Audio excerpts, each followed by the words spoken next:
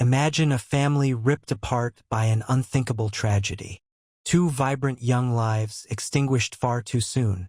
Now imagine just over a year later the impossible. New lives, born into the same family, bearing an uncanny resemblance to those who were lost. But it's not just their faces that are familiar. It's their fears, their habits, even their birthmarks. This isn't a ghost story, not exactly.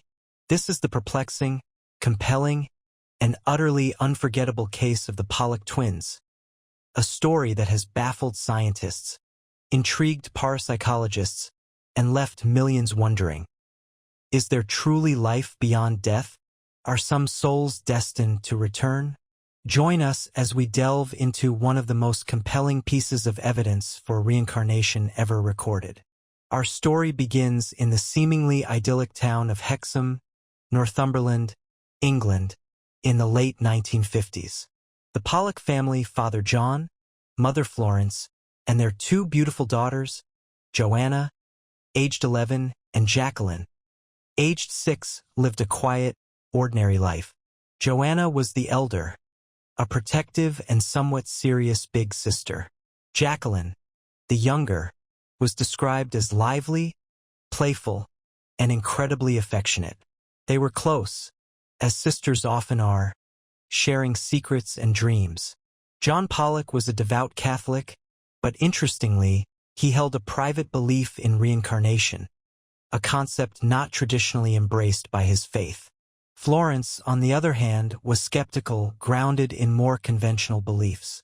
This difference in perspective, though minor at the time, would become incredibly significant later on. Then, on May 5, 1957, their world was shattered. Joanna and Jacqueline, along with their friend Anthony Layden, were walking to church. It was a Sunday, a day of rest and reflection. But their journey was tragically cut short. A car, driven by a woman under the influence of drugs, careened out of control and plowed into the three children. The impact was horrific. All three children died instantly. The community of Hexham was plunged into mourning. For John and Florence, the grief was unimaginable. A gaping wound in their lives that seemed impossible to heal. The silence in their home, once filled with the laughter and chatter of their daughters, became deafening. In the wake of such profound loss, people often grapple with questions of life, death, and what lies beyond. John Pollock, however, found a strange solace in his pre-existing belief in reincarnation. He held onto the fervent hope that his daughters, or at least their souls, might return to him and Florence. He spoke of this openly to Florence, trying to comfort her with the idea that their girls weren't truly gone forever. Florence, though initially skeptical, was desperate for anything that might ease her pain. She prayed for a sign, for a way to fill the void left by Joanna and Jacqueline. And, just over a year after the tragedy, Florence became pregnant again. As her pregnancy progressed, John became increasingly convinced that their lost daughters would be reborn. He even made specific predictions. He believed they would have twin girls. He also predicted that one of them would have a birthmark identical to one Jacqueline had on her forehead, and another, a birthmark on her waist, just like Joanna. These were incredibly specific details, not just vague hopes. His conviction was so strong that he told Florence he knew, without a shadow of a doubt, that their girls were coming back. Florence, while hopeful, remained cautious. It was one thing to wish for a miracle, another to witness one. On October 4, 1958, a little over 17 months after the accident, Florence gave birth. And just as John had predicted, they were indeed twin girls. They named them Gillian and Jennifer. From the moment they were born, the similarities began to emerge. Jennifer, the younger of the twins, was born with a distinct birthmark on her forehead, identical in shape and position to a birthmark Jacqueline had possessed. Furthermore, she had a birthmark on her waist, mirroring Joanna's. The odds of this occurring naturally in two unrelated individuals are astronomically low, let alone in twin sisters born into the same family. But the physical resemblances were just the beginning of the astonishing parallels. As Gillian and Jennifer grew, their personalities, their likes, and their dislikes began to mirror those of Joanna and Jacqueline in an almost unsettling way. Gillian, the elder of the new twins, was the calmer, more dominant one, taking on a protective role over her younger sister, just like Joanna had with Jacqueline. Jennifer, the younger, was the more outgoing, playful, and talkative of the two, mirroring Jacqueline's bubbly personality. Even their preferences for certain toys were remarkable. John and Florence had kept some of Joanna and Jacqueline's old toys in the attic. When the new twins were old enough, they were brought down. Without any prior prompting, Gillian immediately gravitated towards Joanna's old toys, while Jennifer, without hesitation, picked out Jacqueline's. It was as if they knew instinctively which toys belonged to whom. The most compelling and arguably the most chilling evidence came in the form of what appeared to be spontaneous memories. From a very young age, as soon as they could speak in coherent sentences, Gillian and Jennifer began talking about places and events they had no way of knowing about. They would talk about specific areas in Hexham that only Joanna and Jacqueline would have known intimately. They would correctly identify landmarks from the previous girls' lives. But more strikingly, they developed intense, inexplicable fears. Jennifer, in particular, was terrified of cars passing by. She would shriek and cling to her parents, pointing to a moving vehicle and crying out, "The car! It's coming for us!" This fear was profoundly distressing and seemed to stem from something far deeper than a typical childhood apprehension. Then came the explicit, terrifying accounts. One day, while playing, Jennifer reportedly clutched Gillian and cried, "The car is coming for us. We must not go out."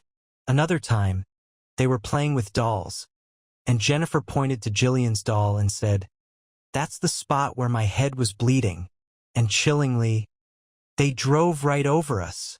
These were not vague statements. They were specific, emotionally charged recollections that directly mirrored the details of the fatal accident that killed Joanna and Jacqueline. How could two young children, who had never been told the details of their sisters' deaths, possess such vivid and accurate memories? John and Florence were understandably stunned. Florence, the initial skeptic, could no longer deny the astonishing coincidences. For John, it was confirmation of his deepest belief. They were certain their daughters had returned. The Pollock case, due to its compelling nature and the consistency of the details, eventually attracted the attention of Dr. Ian Stevenson. For those unfamiliar, Dr. Stevenson was a renowned psychiatrist from the University of Virginia, famous for his extensive research into cases suggestive of reincarnation.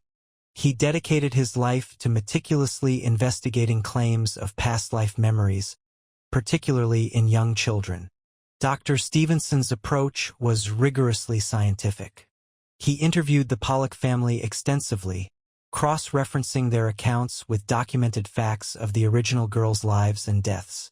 He looked for corroborating evidence, always seeking alternative explanations before considering reincarnation. He noted the precise matches of the birthmarks, the distinct personality traits mirroring the deceased sisters, and the spontaneous, detailed memories of the accident. He ruled out fraud, deliberate coaching, or mere coincidence due to the sheer volume and specificity of the shared details.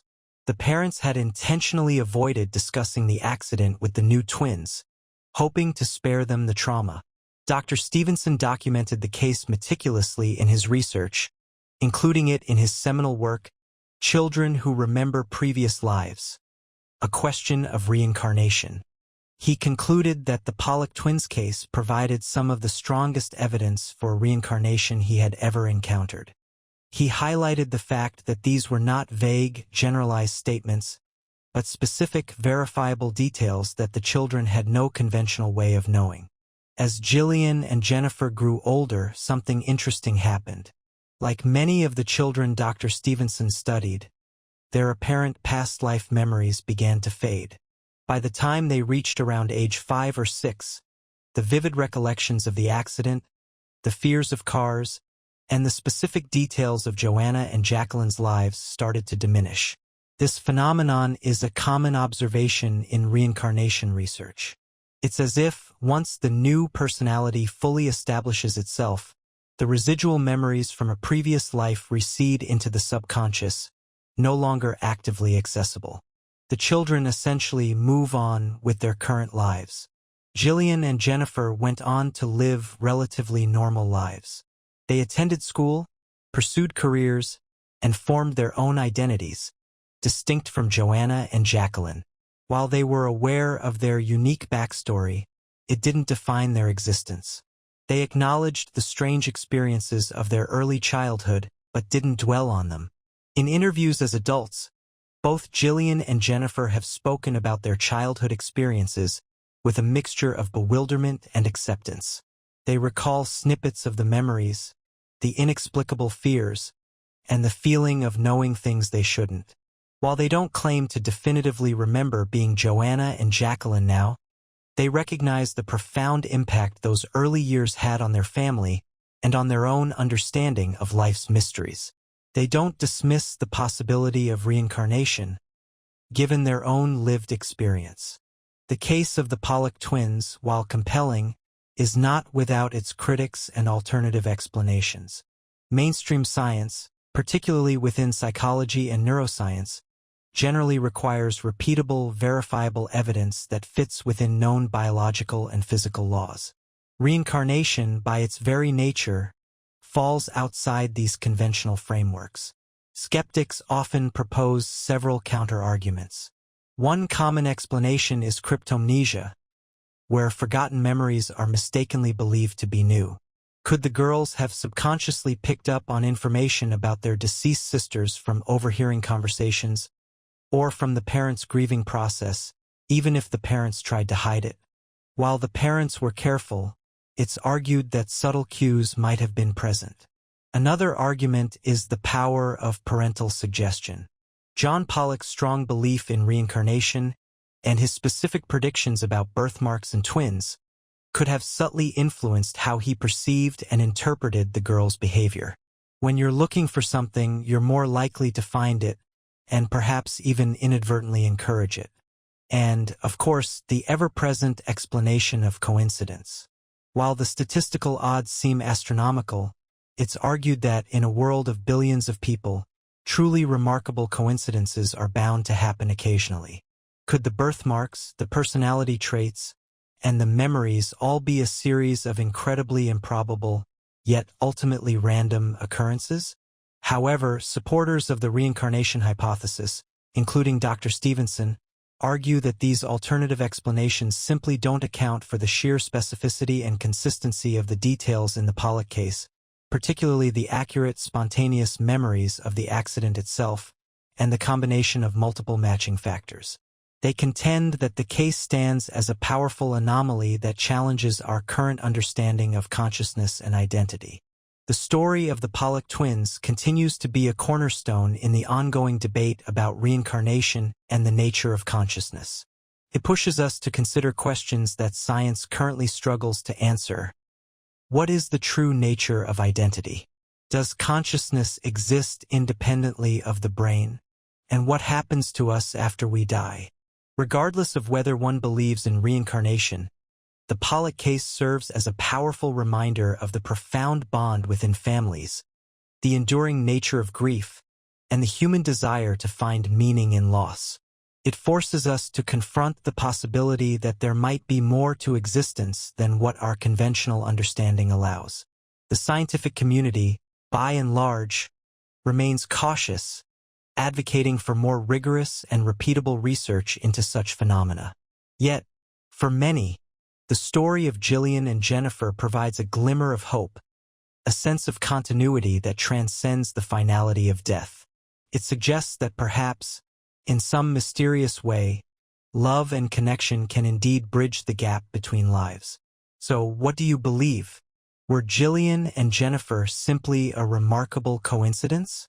Or were they, as John Pollock so firmly believed, the reincarnation of his beloved daughters, Joanna and Jacqueline? The mystery of the Pollock twins remains unsolved, a testament to the enigmatic nature of human experience. Let us know your thoughts in the comments below. Have you heard of other compelling cases of past life memories? Do you believe in reincarnation? Share your perspectives respectfully.